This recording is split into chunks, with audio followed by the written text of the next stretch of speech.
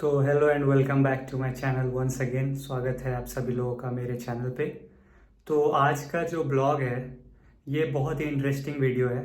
इसमें मैं जो है आप लोगों के जितने भी क्वेरीज हैं और जो इम्पोर्टेंट टॉपिक्स हैं रशिया में स्टडी को लेके उस पर मैं बात करूँगा, क्योंकि सबसे मुझे लगता है कि अभी जो है फिलहाल सबसे इम्पोर्टेंट टॉपिक यही है कि कैसे किसी भी कंट्री में आप स्टडी कर सकते हैं, आसान तरीका कैसे क्या है। और सबसे मेन जो बात है वो है कि विदाउट एनी एजेंट डायरेक्ट आप यूनिवर्सिटी में कैसे एडमिशन ले सकते हैं।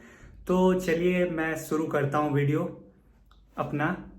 तो सबसे इम्पोर्टेंट मुद्दा जो है हमारे पास आज के लिए वो है कि how to study in Russia without agent, without any commission और एनी मीडिएटर्स। तो सबसे मेन टॉपिक तो स्टडी इन रशिया को लेके जो है लोगों में हमेशा से सवाल रहा है कि कोर्सेस ऑप्ट कौन सा करना चाहिए। रशिया में सबसे जो पॉपुलर कोर्सेस हैं वो कौन कौन से हैं। तो मैं आपको बता दूं कि कोर्सेज जो है यहाँ पे वेरियस हैं, लेकिन मेनली जो टॉप ट्रेंडिंग कोर्सेज हैं रशिया में वो है एमबीबीएस। सबसे मेन जो मेडिकल एजुकेशन है यहाँ पे, क्योंकि ये बहुत पॉपुलर है। सोवियत टाइम से ही लोग यहाँ पे आते हैं एमबीबीएस करने के लिए। मेडिकल सिस्टम ठीक है यहाँ पे। और कोर्सेज जो हैं जैसे कि इंजीनियरिंग है, फिर आपका लॉ है, फिर आपका एमबीए है और बहुत सारी लैंग्वेज कोर्सेज हैं। तो लैंग्वेज सीखने के लिए भी लोग यहाँ पे रशिया को ऑप्ट करते हैं। और क्या है कि यूनिवर्सिटीज़ कैसे एडमिशन यहाँ पे करती है। तो बात यह है कि आप लोग जो है आपके पास दो ऑप्शन हमेशा से रहता है। एक तो या आप एजेंट के थ्रू जाते हैं, आपको कुछ आइडिया नहीं रहता है, आप पैसे देते हैं और एजेंट आपके बिहाफ में सारा डॉक्यूमेंटेशन प्रोसेस वगैरह करता है। तो मैं ये बताना चाहता हूँ कि पहली बात, ना तो ये वीडियो स्पॉन्सर्ड है, ना ही कोई एजेंट वगैरह से मेरा कोई टाई अप है, ताल्लुकात है। तो मैं आपको बताऊंगा कि विदाउट एजेंट आप कैसे यूनिवर्सिटी में एडमिशन ले सकते हैं रशिया में। तो सबसे मेन चीज ध्यान से सुनिए। पहले आपको जो है यूनिवर्सिटी जो है आपके जो पसंद की यूनिवर्सिटी आपको सर्च करनी है गूगल पे। आप किस फील्ड में आप करना चाहते हैं, ग्रेजुएट या पोस्ट ग्रेजुएट, आपको ये भी सिलेक्ट करना है और देखना है कि कौन कौन सी यूनिवर्सिटी रैंक्ड है, टॉप रैंक्ड है। जैसे कि यहाँ पे जो है सिटीज हैं बहुत सारी। आपको पता है रशिया कितना बड़ा देश है, तो यहाँ पे सारी यूनिवर्सिटीज में एडमिशन होता है। तो एडमिशन का क्या है कि हाँ, दो टाइम पे होता है। एक होता है आपका सितंबर टाइम से, जो नॉर्मल एडमिशन प्रोसीजर है सितंबर से स्टार्ट होती है। और दूसरा है जो विंटर इनटेक है वो आपका फरवरी के आसपास में स्टार्ट होती है। तो आपको इस ड्यूरेशन में एडमिशन मिलेगा रशियन यूनिवर्सिटी में। तो आपको मैं क्या बता रहा था कि आपको यूनिवर्सिटी सेलेक्ट करनी है। आप सर्च करिए गूगल पे, आपको कौन सी यूनिवर्सिटी अच्छी लगती है उसका आप डिटेल्स निकालिए ऑफिशियल वेबसाइट पे जाके, विदाउट एजेंट बीच में नहीं आनी चाहिए। और आप उनको ईमेल करिए कि आप इंटरेस्टेड हैं इस कोर्स में और कैसे प्रोसीजर क्या है, आपको कब एडमिशन मिल सकता है, सीट्स कितनी हैं और उसमें फीस स्ट्रक्चर वगैरह सारा मेंशन होता है। तो आपको ये भी ध्यान रखना है कि पहले आप फीस स्ट्रक्चर वगैरह देख लें कि एडमिशन लेने से पहले क्या है, फीस कैसे है। और रशिया में जो सिटीज है, मेनली सिटीज जहाँ पे अच्छी यूनिवर्सिटीज है, तो वो है मॉस्को। आपको पता ही है कैपिटल सिटी है। और मॉस्को जो है यहाँ पे एडमिशन होती है वो महंगी है यूनिवर्सिटीज। मॉस्को में काफ़ी सारी महंगी यूनिवर्सिटी है और जो गवर्नमेंट यूनिवर्सिटीज है वो थोड़ी सस्ती है। प्राइवेट यूनिवर्सिटी ऑफ कोर्स महंगी होगी। तो आप कोई भी फील्ड में अगर आप एडमिशन लेना चाहते हैं, एमबीबीएस हो, लॉ हो, इंजीनियरिंग हो, लैंग्वेज कोर्स हो, कोई भी हो, तो मॉस्को में आपको महंगा पड़ेगा। दूसरा आपका सेंट पीटर्सबर्ग, वो भी एक मेट्रोपॉलिटन सिटी है, तो वो भी महंगा ही है। और अगर दूसरे सिटीज के बारे में अगर आप रुख अपनाते हैं दूसरे सिटीज का, जैसे कि कजान, पर्म, निजनी नोवगोरोड, येकतिनबर्ग, ये सब सिटीज जो हैं, उलियानोव्स्क, ये अफोर्डेबल सिटीज हैं आपके लिए। तो यहाँ पे आपको जो है अच्छी एजुकेशन मिलेगी थोड़े कम प्राइस में, अफोर्डेबल प्राइस रहेगा। डिप्लोमा आप यहाँ से करते हैं तो आपका वैलिड तो रहेगा ही इंडिया में खास तौर पे। दूसरी बात यह है कि जैसे कि आप यूनिवर्सिटी में जैसे ही अप्लाई करेंगे उनके ऑफिशियल ईमेल वगैरह से, तो आपको रिप्लाई आएगा कैसे अप्लाई करना है उनके वेबसाइट पे जाके। तो सबसे पहले आपको वो तो एडमिशन लेटर दे देंगे, फिर आपको मिलेगा इनविटेशन लेटर, और इनविटेशन लेटर के साथ ही आपका वीज़ा लगता है। अगर आपके पास इनविटेशन और एडमिशन लेटर है तो आप एम्बेसी में जाके वो अप्लाई कर सकते हैं वीज़ा के लिए, स्टूडेंट वीज़ा के लिए। तो ये एक प्रोसीजर है, आपको सारी डॉक्यूमेंट्स जो यूनिवर्सिटी प्रोवाइड करेगी आपको खुद से जो है ये अप्लाई करना रहेगा वीज़ा, और आप फिर फ्लाइट टिकट्स अरेंज करेंगे, फिर आप जाएंगे यूनिवर्सिटी। तो फ्लाइट टिकट क्या है? फ्लाइट टिकट तो है रसिया आने के लिए ज़्यादा महंगा नहीं है, वही 20-25,000 के अप्रॉक्स में इंडियन करेंसी में आपका रहेगा फ्लाइट। और अभी फिलहाल जो है INR और रूबल में कोई खास अंतर है नहीं, सेम ही है। तो प्राइस फ्लक्चुएट होती हैं अभी, बल्कि इंडियन रुपीज जो है वो ज़्यादा है, 1.07 के अप्रॉक्स है। मतलब एक INR आपका यहाँ पे हो जाएगा 1.07 रूबल, यहाँ पे रूबल चलती है रशिया में। तो ये है, करेंसी का ज़्यादा डिफरेंस नहीं है आपको।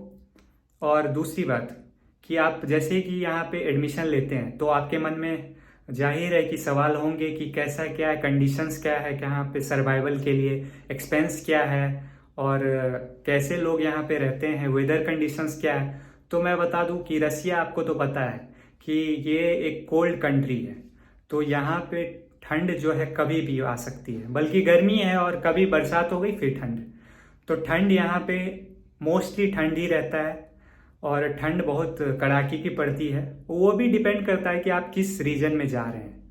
वो अगर आप सेंट्रल रीजन में है तो उतनी ठंड ज़्यादा नहीं पड़ेगी, मतलब ठंड तो रहेगी ही, -20 -15 तो हर एक रीजन में है रसिया के। और फिर नॉर्दर्न और साउदर्न में थोड़ा सा ज़्यादा रहता है, नॉर्थ वगैरह में ज़्यादा ठंड पड़ती है। तो वेदर कंडीशन ठंड है यहाँ पे, तो आपको कपड़े वगैरह जो हैं, गर्म कपड़े वगैरह हमेशा आपको रखना होगा यहाँ पे रशिया में अगर आप आ रहे हैं तो। और यहाँ पे जो है सेफ्टी को लेकर जो इशू है वो कोई इशू नहीं है इधर, सेफ्टी बहुत सही है। जैसे कि वॉर वगैरह चल रहा है तो उससे क्या फर्क पड़ रहा है ये भी मैं आपको बता देता हूँ कि वॉर्स की वजह से जो है यहाँ पे कुछ चीज़ें जो है सैंक्शन के बाद से कुछ इंटरनेशनल प्रोडक्ट्स वगैरह कुछ नहीं मिल रही हैं, प्रोडक्ट्स वगैरह इंटरनेशनल, क्योंकि बैन है US वगैरह से जो सैंक्शन लगी है यहाँ पे, तो वो सब बैन है। लेकिन उससे कुछ फर्क नहीं पड़ रहा है, आपका जो डेली प्रोडक्ट्स वगैरह है उसमें कोई खास इजाफा नहीं हुआ है, उतनी महंगी नहीं हुई है यहाँ पे। खाने पीने की जो राशन की चीज़ें हैं वो सब नॉर्मल ही है जैसे इंडिया में है, क्योंकि आपका करेंसी भी सेम ही है अप्रॉक्स, तो कोई ज़्यादा फर्क नहीं है यहाँ पे खाने पीने की वस्तु प्रोडक्ट्स वगैरह में। और ट्रांसपोर्टेशन जो है बहुत सही है यहाँ पे, ट्रांसपोर्टेशन आपको फ्रीक्वेंट बसेस हैं, वो ऑटोबस है, ट्रॉली बस है, इलेक्ट्रिक बसेस, और टैक्सी में आपको यहाँ पे जो है रसिया का खुद का है यांडेक्स, तो यांडेक्स आपको रसिया में सब जगह मिलता है। और जैसे कैसे अपने इंडिया में ओला है वैसे ही है, और उबर भी यहाँ पे चलती है। और हर एक सिटीज़ के लिए अलग अलग जो है टैक्सी एप्स वगैरह डेवलप की हुई है, तो कोई दिक्कत नहीं है ट्रांसपोर्टेशन में यहाँ पे। और बड़े शहर में मेट्रो वगैरह भी है, मॉस्को, सेंट पीटर्सबर्ग वगैरह में। तो ये बात है, सेफ्टी की कोई इशू नहीं है, सही है यहाँ पे लाइफ सर्वाइवल सही है। प्रोडक्ट्स वगैरह के प्राइसेस भी हैं इंडिया जैसे ही हैं, कोई ज़्यादा खास अंतर है नहीं यहाँ पे। और एक बात और मैं बता देता हूँ कि जैसे कि आप रशिया में आ रहे हैं, तो रसिया एक ऐसा कंट्री है जो खुद पे ही डिपेंडेंट रहता है। तो इंग्लिश का ऐसा है यहाँ पे कि सारी चीज़ें जो है रशियन में ही रहती हैं अप्रॉक्स, इंग्लिश से इनको कोई लेना देना नहीं है। तो रशियन आप अगर आते हैं यहाँ पे तो मैं ये बोलूँगा कि ये आप कुछ ऑनलाइन चीज़ें जो है, ऑनलाइन वीडियोस वगैरह देख के, यूट्यूब तो आजकल बहुत फेमस है, तो आप यूट्यूब से देख के वीडियोस वगैरह रशियन चालू कर दीजिए सीखना। आप जैसे कि कुछ आपको आते रहेगा डायलॉग्स वगैरह, आप कैसे लोगों से इंटरेक्ट करते हैं, क्योंकि आपको डे टू डे लाइफ में तो लोगों से करना पड़ेगा इंटरेक्शन। तो आपको रशियन बेसिक थोड़ा सा सीख लीजिए, डुओलिंगो हो गया, ऐप वगैरह तो बहुत सारे हैं, तो आप वीडियोस वगैरह देख लीजिए, डुओलिंगो से सीख लीजिए, थोड़ा सा बेसिक चालू कर दीजिए यहाँ पे सीखना। और अगर आप यहाँ पे आते हैं नए, तो आपको लैंग्वेज की तो कोई दिक्कत नहीं होगी, क्योंकि आपके यूनिवर्सिटी में तो है वो इंग्लिश में ही पढ़ाया जाएगा। तो ऐसा कोई इशू नहीं आने वाला है। और बल्कि आपको रशियन लैंग्वेज अलग से फर्स्ट ईयर में कंपलसरी रहता है 3 इयर्स तक। फर्स्ट सेकेंड थर्ड ईयर में अगर आप MBBS कर रहे हैं, मैं उसके लिए बता रहा हूँ, तो आपको 3 साल तक जो है ये पढ़ाया जाएगा Russian language along with your all subjects. तो ये तो आपका हो गया रशियन लैंग्वेज। तो आप थोड़ा सा सीख के यूट्यूब वगैरह से सीख के आइए, तो आपको आसानी से यहाँ पे सर्वाइवल हो जाएगा। और बाकी तो आप रह के तो सीख ही जाओगे। तो रशियन ऐसे बहुत लोग रशियन लोग बहुत फ्रेंडली हैं, तो आप तो यहाँ पे सीख ही जाओगे। और दूसरा ये है कि आपको जो है डिग्री एक्सेप्टेंस, जैसे आप रशिया से डिग्री लेते हैं, डिप्लोमा करते हैं या कोई भी पोस्ट ग्रेजुएट ग्रेजुएट कोई भी कोर्सेस करते हैं, तो आपके दिमाग में ये पहले आ रहा होगा कि सैंक्शन लगी है रशिया पे, तो अगर मैं आता हूँ यहाँ पे डिग्री लेता हूँ, यहाँ पे पढ़ाई करता हूँ, तो क्या मेरी डिग्री जो है वैलिड रहेगी वर्ल्ड में? वर्ल्ड फेडरेशन जो है इसको रिकॉग्नाइज करता है या सैंक्शन की वजह से वैलिड नहीं है?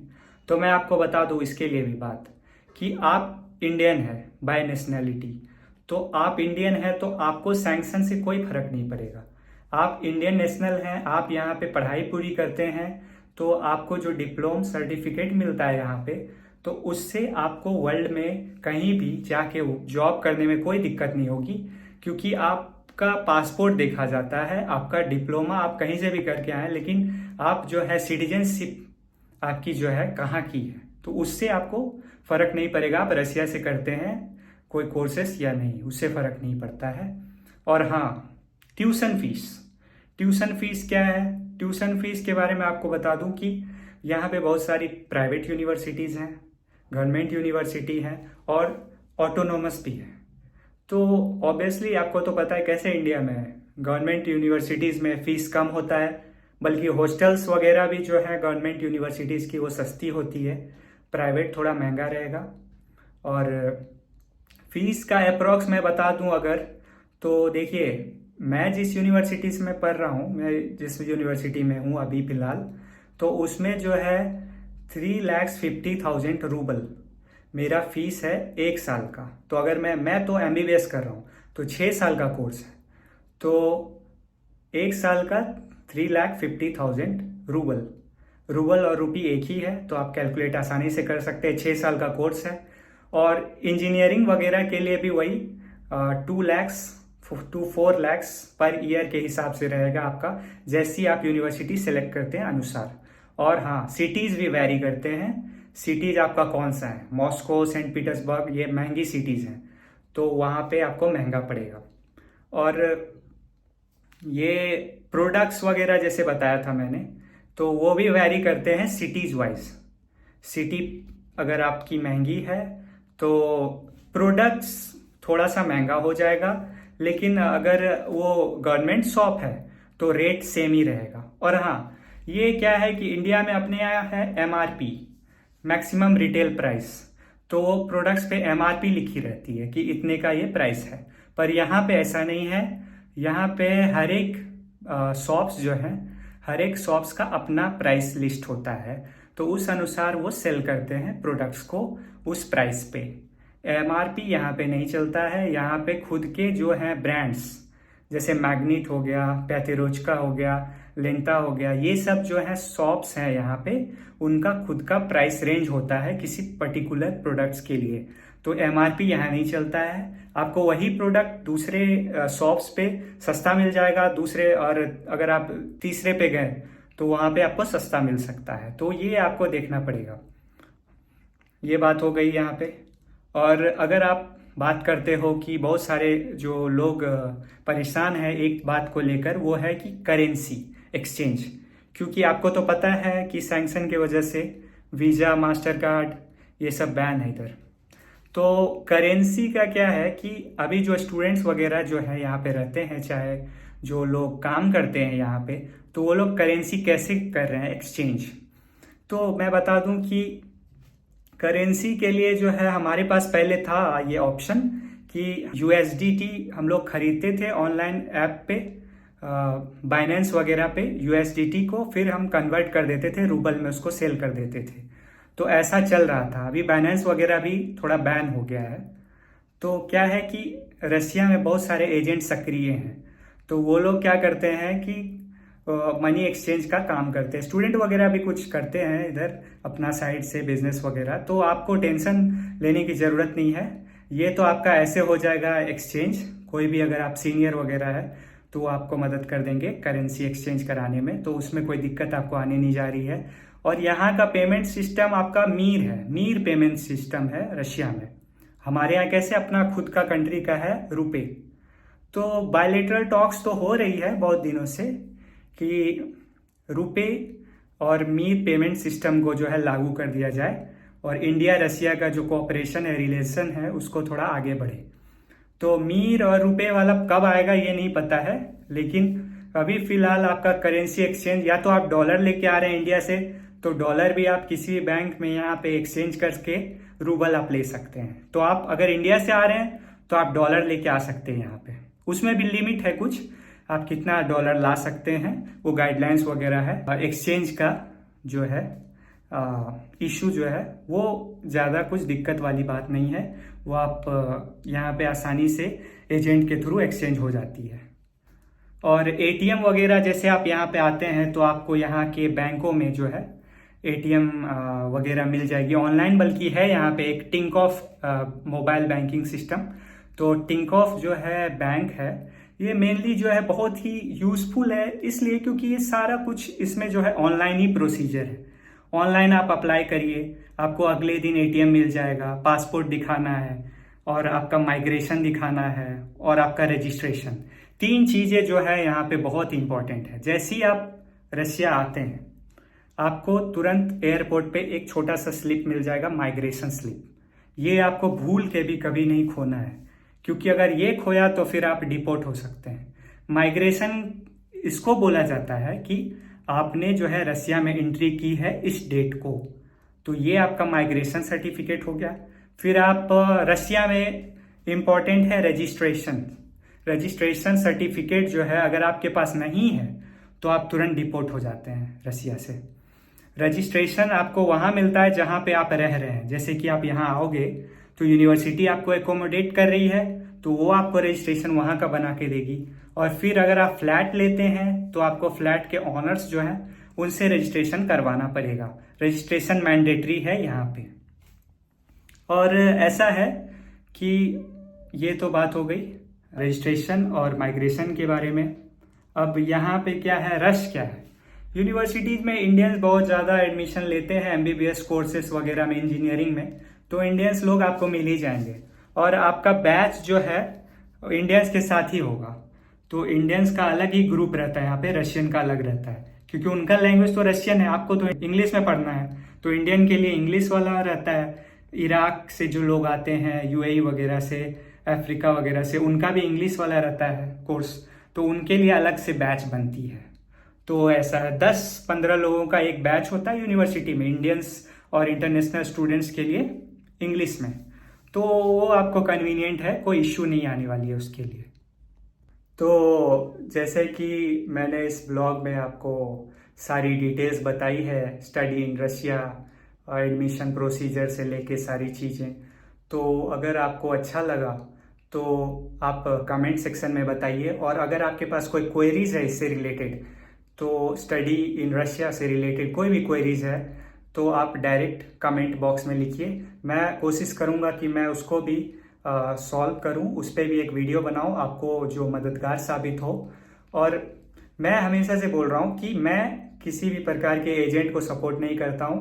अगर आप डायरेक्ट एडमिशन लेते हैं तो उससे आपका जो है कनेक्शन जो है यूनिवर्सिटी से डायरेक्ट होगा। तो student plus university connection is very important.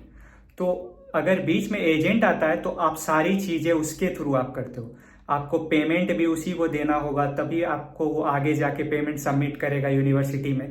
तो आप थर्ड पार्टी के चक्कर में नहीं आए, डायरेक्ट अप्लाई कर सकते हैं। और अगर आपको ये प्रोसीजर लेंदी लगता है तो कोई दिक्कत नहीं है, आप कंसल्टेंट के थ्रू भी आ सकते हैं।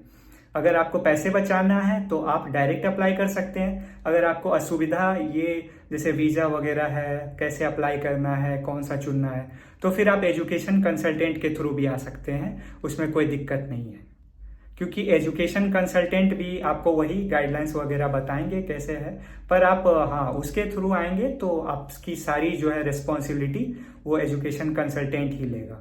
तो आपका हाँ कह सकते हैं कि डायरेक्ट आपका थोड़ा सा आसानी से हो जाएगा, आपको भागदौड़ नहीं करनी पड़ेगी, आपको रिसर्च वगैरह नहीं करना पड़ेगा, आपको डायरेक्ट वो अपना एलैबोरेट करेंगे कि कौन सी यूनिवर्सिटी में आपको सही रहेगा कैसे रहेगा। पर हाँ एक चीज़ कि आप खुद से ज़्यादा कोशिश करें कि थोड़ा सा रिसर्च करके आए और रशियन लैंग्वेज थोड़ा सा बेसिक थोड़ी बहुत जो है सीख के आए, ताकि आपको रशिया में आसानी हो रहने के लिए। और मैं जैसे कि बताया हूँ रसिया सेफ है, कोई दिक्कत नहीं है, वॉर वगैरह चल रही है बॉर्डर्स पे, जहाँ पे जो है कोई ऐसा फील नहीं आ रहा है कि वॉर है, कोई इफेक्ट नहीं आ रहा है, क्योंकि रसिया सेल्फ डिपेंडेंट कंट्री है। तो यहाँ पे सारी जो है अवेलेबिलिटी एवरीथिंग नॉर्मल, सब कुछ ठीक है, तो सही है। तो देखते रहिए मेरा चैनल, और चैनल को लाइक सब्सक्राइब कीजिए अगर आपको ये वीडियो इंफॉर्मेटिव लगी और हेल्पफुल लगी तो, और कमेंट करना ना भूलें। ठीक है, फिर ध्यान रखिए, take care, see you in the next video, bye.